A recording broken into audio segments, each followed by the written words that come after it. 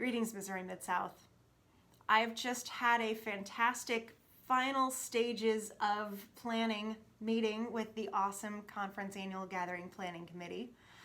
And I'm pretty sure I've said this before, but I am so excited for Conference Annual Gathering in 2 weeks.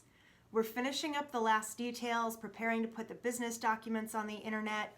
The board's budget meeting did go well the other day. Thank you so much for your prayers and support over the last couple of weeks.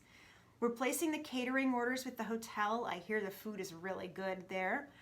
We're lining up all the tech equipment we're going to need to make sure that everybody who's participating online and everybody who's participating in person are able to interact with one another well. I've confirmed all our speakers and our preachers, and a few of us are meeting to finalize worship plans tomorrow. Conference Annual Gathering is going to be spectacular, and you won't want to miss it. I am particularly excited about the program we have lined up to engage on Friday. We're using Priya Parker's book, The Art of Gathering, as our inspiration for our time together.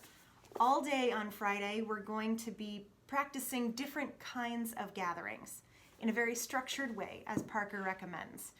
Through the course of the day, we'll have a series of speakers. It's a really great lineup.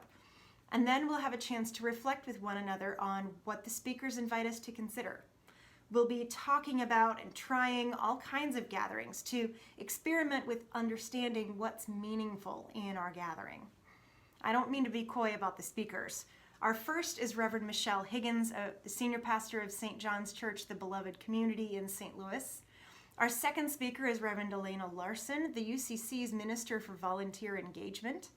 And our third speaker is Jamar Doyle, the President and CEO of CHISM, the Council for Health and Human Services of the United Church of Christ. It's 3 very different speakers, 3 very different ministry areas, but one shared interest in strengthening the church and helping us to gather meaningfully.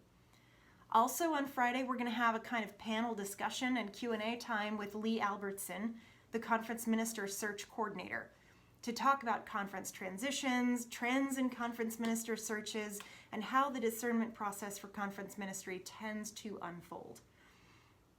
We're having this conversation now because there's not an urgency to make a decision yet.